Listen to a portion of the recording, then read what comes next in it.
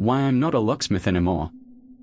Locksmithing has been the trade of my family for I don't even know how many generations. I have been working as one since I was a kid, helping my father and grandfather. I learned all the secrets and methods of the job and studied how to install, break, assemble, and disassemble all kinds of locks. I could easily disassemble the lock of a bank vault if given the right tools, money, and a legal permit. I have unlocked hundreds of doors and cars, installed hundreds of new locks, fabricated thousands of keys, and take pride in saying I have never, ever used my knowledge for criminal ends, as so many locksmiths in my region secretly do. I have successfully and financially sustained myself and my family with locksmithing for almost 30 years. And yet, I'm closing my workshop tomorrow and already signing the documents to work with my wife in her bakery. The reason that made me quit locksmithing is simple. I can't do it anymore after my last job. I tried. I really did. But after that fateful assignment 6 months ago, I realized that it's not for me anymore. Every time I open a stuck door, I have flashbacks. My heart starts racing and my eyes ache. I can once again see those cursed angles. Don't get me wrong. I love locksmithing. It's the only thing I'm really good at. It's something that gives me great pride. I had even started teaching my daughter the basics and she enjoys it as much as I do. And it'll be hard telling everyone I'm quitting. Telling my wife, my daughter, my clients, and my friends. None of them will understand, and for their own sake, it must remain that way. I have already told my dad. He was incredulous when I said I'd be quitting the craft. He was not only my most important mentor but my inspiration and role model. His body is not even a husk of what he once was, but his mind is still sharp. I knew from the start that this would be the hardest conversation of all, so I decided it should also be the first. I approached him in his bed in our living room, where it's easier for us to take care of him since he can't climb stairs or live alone anymore, and told him about everything. Father went from disapproving to fully supporting me. But he also said something that I considered. No one but him must know. Ultimately, I decided not to follow his counsel for the first time in forever. We locksmiths know how to deal with stuff we were not supposed to see. Our work is about locking places. Sometimes this is about keeping things in, and sometimes it is about keeping things out. Locksmithing is almost synonymous with security and privacy. But it's hard to keep something so perspective changing to yourself. So I decided to write it down. One day, maybe I'll have enough courage to share it with my family or even the world. I don't know. I have not even decided what fake story I will use to explain my abandonment of the locksmithing business to all my former clients and acquaintances. Well, let's go back to the beginning. 6 months ago, I was called by Greg Becker to unlock a locked door in his property. Now, Greg Becker has never been a popular or particularly well-respected man. He is in his late 70s, and since I was a child, I heard rumors about his weird occultist practices. Unsubstantiated rumors, I thought, until Greg called me urgently at 2 a.m., saying he needed help getting into his house. I was already sleeping, and the phone woke me up. I tried to dissuade him, saying my prices in the graveyard hours were exorbitantly higher than in daytime hours, but the old man was adamant, claiming it was an emergency. I dressed up, packed my tools, apologized to my wife for leaving in the middle of the night like this, entered my pickup, and drove to his property. Well, old Greg Becker had a pretty house, albeit a bit rustic. It was located at the edge of town, almost in the rural zone. I parked my vehicle there and exited it. Greg Becker was on his porch, carrying a lamplight. Yet I could clearly see that the door of his house was open. I angrily questioned him why he didn't call me to tell me he had already found a way in, but he evasively replied that he actually needed me for something else. More often than not, that meant trouble, so I was already going back to my car when he offered $1,000. That was what I made in an entire week of hard work, so I couldn't refuse. I followed Greg cautiously through the overgrown grass to a barn located a couple hundred yards behind his house. If the old man's house was rustic, then the barn was outright decrepit. The wooden structure seemed like it had been there for decades without any repairs or restorations. There was no paint, and the whole thing was falling apart. He pointed the lamplight at the entrance of the barn, and I immediately saw how it stood out from the rest of the building. It looked more like the entrance to a bank vault than a quasi-abandoned barn. Hell, I had seen bank vaults that were easier to break into than that barn. I tried questioning him what that was, but Greg refused to answer me. I said it would be easier to break the wall, which was already falling apart, but he reminded me about the $1,000. Well, beggars can't be choosers. I asked if he could at least bring me something I could sit on, as this would take a while. This time, he complied, and a few minutes later, I had already set up my stuff on the ground and was working. It wasn't easy, it was dark, and I was sleepy. I asked for a coffee, and Greg simply left me there and disappeared into his house. At first, I thought he was making one for me, but after 40 minutes, I realized the jerk had probably gone to sleep. That door had 100 different locks. 100 different locks. That meant that crazy old man had to carry 100 different keys. The more I thought about it, the less sense it all made.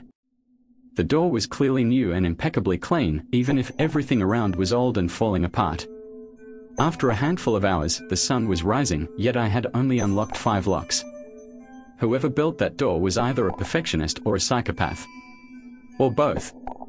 Greg Becker appeared, wearing pajamas and carrying 2 cups of steamy coffee. I asked him where the hell he was, and he just casually said he went for a nap. I was furious by that point, so I stood up and told him that if he wanted someone to open that door, he needed to at least show some damn respect. The old man sneered at me and just said, $5,000. I was starting to doubt him, so I demanded that he pay me half first. Greg went inside the house and came back with an envelope full of money. I started working back on the door right away. The worst part was not the unending locks, the disrespectful client, the mysteries surrounding that entrance, or the scalding hot sun in the sky. It was the maddening boredom of it all.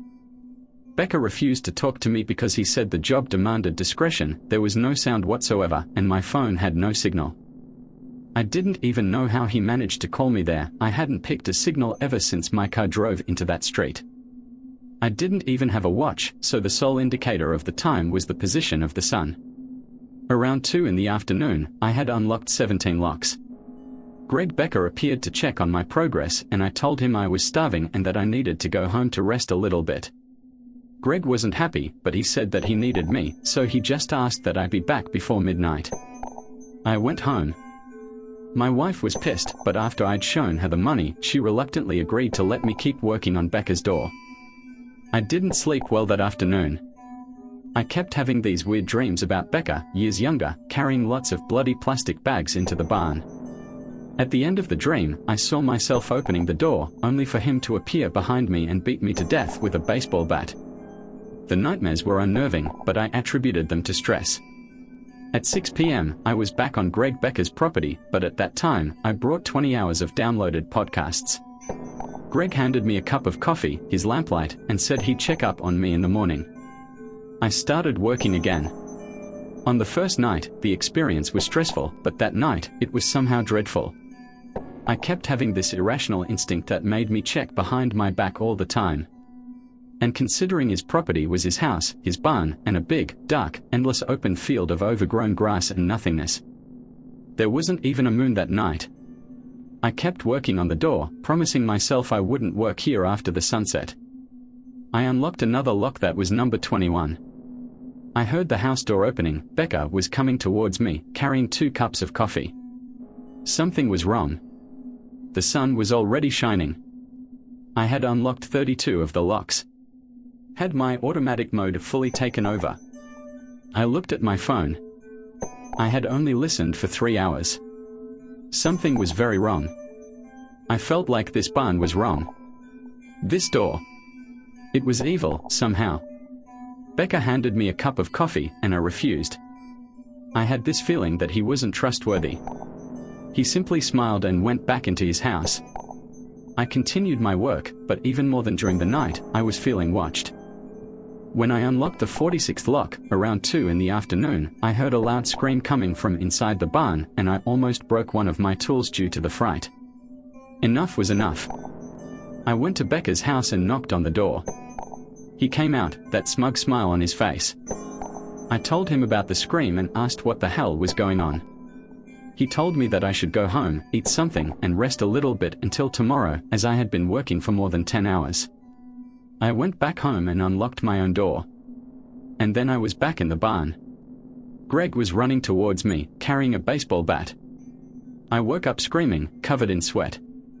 My wife asked me what was going on and what had happened, and I told her about my nightmare. But what really freaked me out then was not remembering when exactly I laid down to sleep. She said that ever since I started this job for Greg Becker, I had been acting strangely. Like something was bothering me. I replied that something was indeed bothering me, but I couldn't figure out what it was yet. She said that I should stop, that I should give the man his money back, and forget about all of this. And I agreed with her. But somehow, I couldn't stop now. Even before the sun rose, I had already packed my stuff and was driving to Greg's property. This time, I promised myself things would be different. I would end the job, get my money, and never pick up a call from Becker again. I went towards the barn door and started working on it immediately, putting on my earphones and listening to the content I downloaded. It was only after Becker appeared carrying 2 cups of coffee that I realized I had left my phone in the car, and that meant that the voices I was listening to were. I quickly removed my earphones and looked around, horrified. The door. The voices were coming from behind the door. Becker approached me and asked if I was okay. I tried to fake a smile and answer that I was, but my head was slowly shaking, and my forehead was sweating so much that no matter what I said, he'd know the answer was a blatant no. He then chuckled and went back inside his home. I decided that I didn't care at all for him or his weird antics, but I needed to open that door. I had already done 60 of the locks. Around 3 in the afternoon, he asked if I wanted something to eat. I didn't hear him coming, but I didn't care. I just shouted for him to leave me alone and went back to my work. 71, I muttered. At 9 p.m., the sun had already set. I was starving and thirsty and needed to go to the bathroom, but I couldn't stop. Not when I was this close. They agreed with me. Everyone was rooting for me to unlock the door. Becker once again appeared. He wasn't smiling this time and didn't have his usual smugness. He looked concerned and asked what was on my hands. It was then that I noticed that my hands were covered in a thick, black liquid. A liquid that was coming from all of the locks. I screamed and asked with all my lungs, why the hell was he doing that to me? Becker ran away towards the house, screaming he would call 911, and I started working again. 79. And then I smashed his head with a baseball bat. 82. And then I started working again on the door. I needed to open that door. I needed to open that door. 85. The sun rose. I had eaten something. Not sure what. Maybe there was something in the old man's kitchen. I didn't know. Still don't. 95. Midday. There was blood everywhere, leaking from the door, I think. Greg Becker brought me a cup of coffee. I think it was him, at least. 98. 99. 100. The door opened slowly. My eyes started bleeding, and I saw something. It wasn't the barn. I saw a strange, nonsensical version of my house. My father, my wife, my kids. All of them are made of weird, strange angles. None of them living, mere objects, animated, four-dimensional objects. In fact, none of the angles in anything made sense. They all were straight and curved at the same time. And then I saw something in the sky. A being of incomprehensible, utmost darkness. They, whatever it was, started talking. My ears started bleeding. They told me about a world of false geometry. Of darkness, death, and suffering. A world where extreme violence was the solution to all mathematical questions. They asked me for my eyes. I was about to gouge them out when I saw Greg Becker, years younger, carrying a plastic bag. A plastic bag full of human organs. I looked around me. I was dehydrated and hungry. Covered in sweat, clearly having a heat stroke. My head was aching like hell. I fell to the floor, and when I picked myself up, I saw what really was behind the door. There were several bodies, all of them mutilated, with limbs broken or outright missing, and arranged in strange, bizarre geometric shapes. One of them was that of Greg Becker. I closed the door, and immediately, all the locks locked themselves again. I went back to my car and then I went home. Luckily, my wife wasn't home and no one saw that I was covered in blood, so I burnt my clothes and took a very long shower. My family questioned me where the hell I had been. I was officially missing for days. The police had even gone to Becca's property to look for me, as I told my wife I had gone there before my disappearance. Greg Becca was found dead due to natural causes. He didn't have a barn on his property. And yet, if the barn wasn't real, why did Greg Becca give me $2,000? When the police arrived at his house, the door was unlocked.